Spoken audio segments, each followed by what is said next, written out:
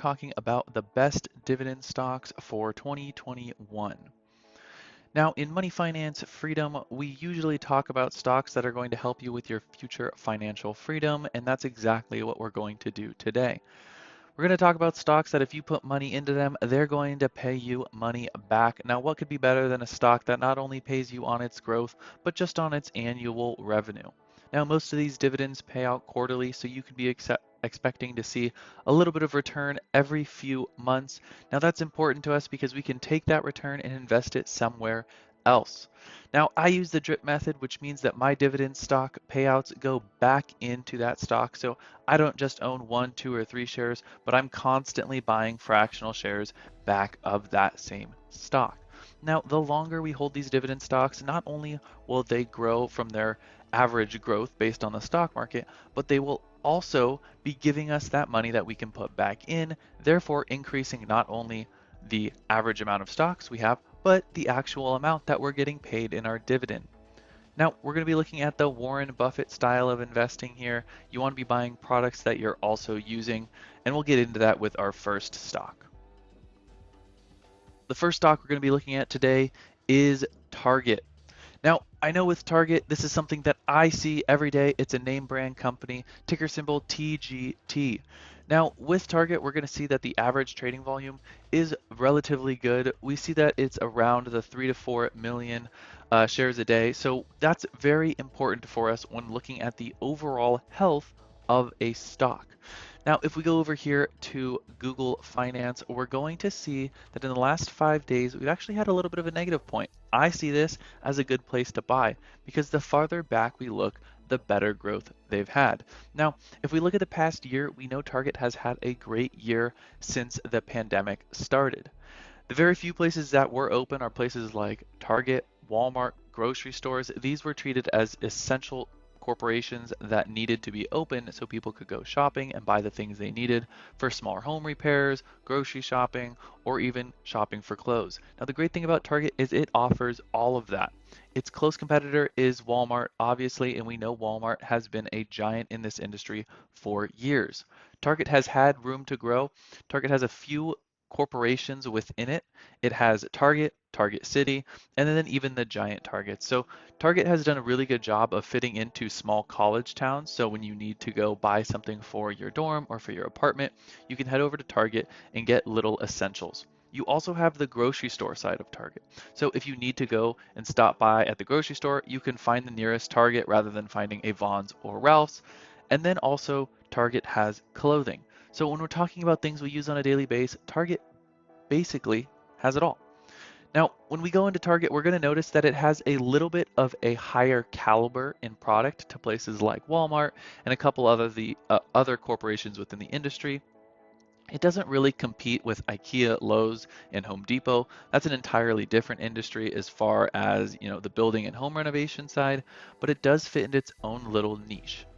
Now, when talking about Target, we're going to look at the overall trend that we've seen over the last year, but over the last 5 years, it traded flat for a while and then started to boost up. It's become an absolute essential in everyday life, and we're going to see this growth continue as Target begins to spread. Now, the last year has given them a lot of money in their pocket so they can look to buy more land, lease more spaces, and really spread their footprint across America. Now, because of that, we're going to see that the 2% given in the dividend stock from Target is going to be essential. Now, we're going to see about a $4 return on our stock buy here.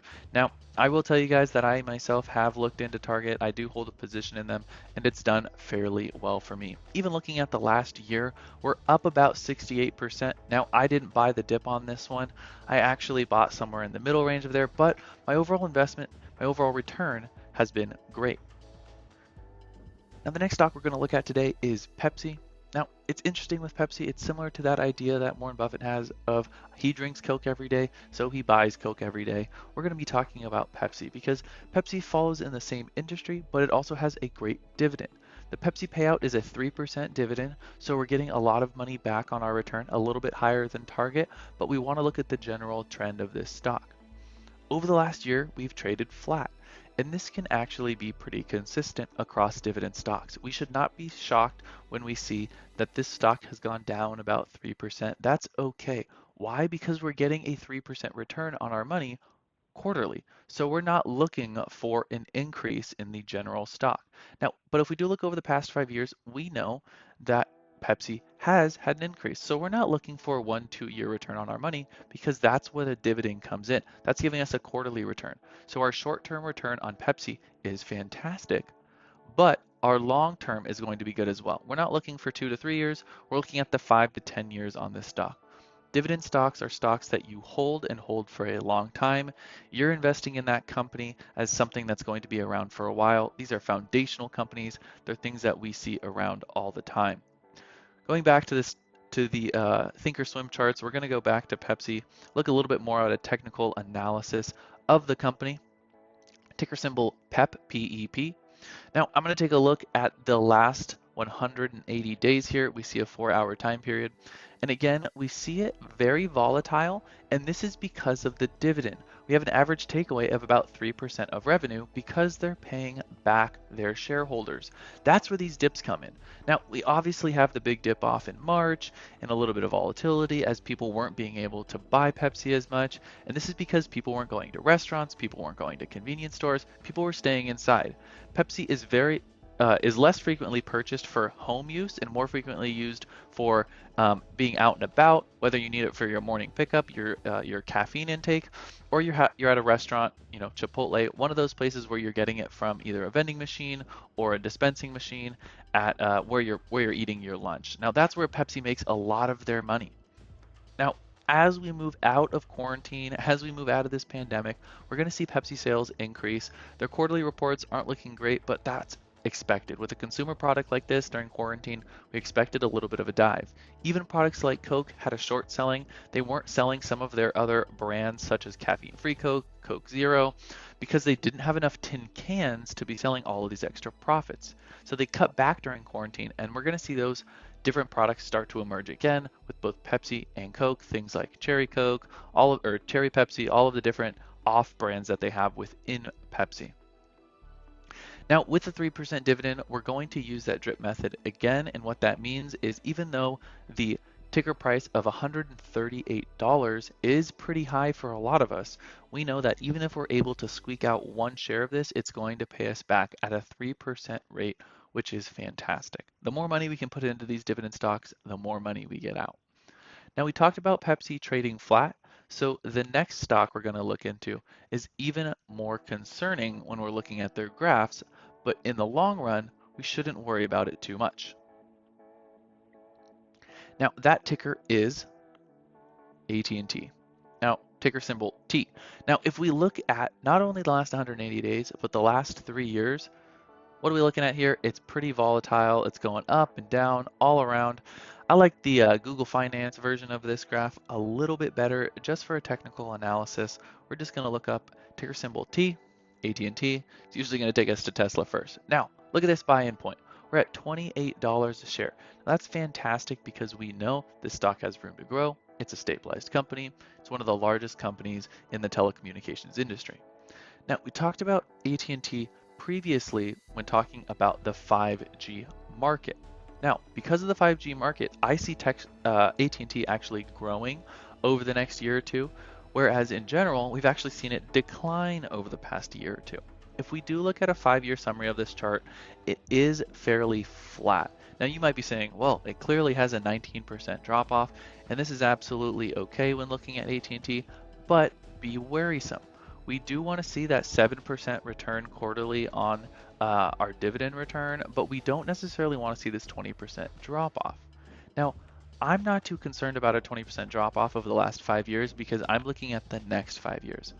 I see this stock at a little bit of as it being on sale right now because the overall trend is this stock is going to start boosting as 5G returns into the market. Now we've seen phones, we've seen computers, we've seen a lot of companies invest in 5G, and AT&T is going to benefit from that.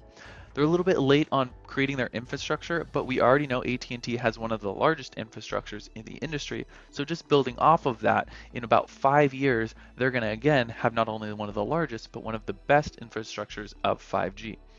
T-Mobile, Sprint, Verizon, they've all tried to build up and match AT&T, but AT&T is that foundational company, and that's why we don't see a lot of growth in them daily. Now, if we look down here, we're going to see that the average volume is really, really high on AT&T. That's because people believe in this product. This company does have a little bit of volatility for such a foundational company, but again, everything down here is going to be talking about 5G in the future and who is going to lead us into that future. I believe AT&T is going to benefit. So over the next 5 years, we won't see a drop by 20%, but I believe we'll actually see an increase of about 3 to 5% on what and then on our dividend return, we're going to see a 7% increase. A 7% increase on dividend is absolutely fantastic for any stock. That 7% dividend, though, is what causes this stock to trade flat and to trade negatively, because a lot of stock market people don't understand why the revenues are so down, and it's because they're paying out that dividend. They actually pay out a dividend of 120% of revenue, which financially doesn't seem to make sense, but in the long run it does, because it supports their investments, it supports the stockholders, and it supports their long-term shareholders. So if you actually look into their balance sheets, it does work out, but do a little bit more research before investing in this stock. And remember, this is purely my opinion and not financial advice. It goes with all of my stocks, all of my watch lists, all of my picks. I'm just going to do some technical analysis for you guys in the future. Now, I do want everybody to look back on the last few stocks and understand that dividend payouts are great, but we aren't focused purely on dividends payouts when investing. We want to know that just because they're paying us, they actually should be doing something with our money. Now, AT&T hasn't done a great job of paying back their investors as far as boosting up their stock. I've actually seen it decrease for a lot of investors. People that bought in around this $40 mark are really bummed that they saw a 40% decrease, or sorry, a 20% decrease in their overall return. Yeah, they've gotten a 7% dividend yield from it, but really does that mean a lot to them? No, we want to find our buy point, hold it, and stay there for a long time. Now, again, I always give you two great picks and one marginable pick. AT&T is that pick. It's on the fringe, it's on the edge.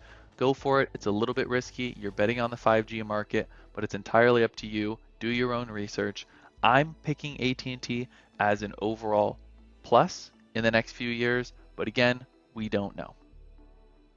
That's it for today, guys. Please remember to like and subscribe to this channel. If you hit that icon that looks like a little bell, it's going to give you reminders when I put out my videos. It's going to show you when they premiere. It's going to give you a little countdown for it as well, so you can get more information like this. So again, please like and subscribe.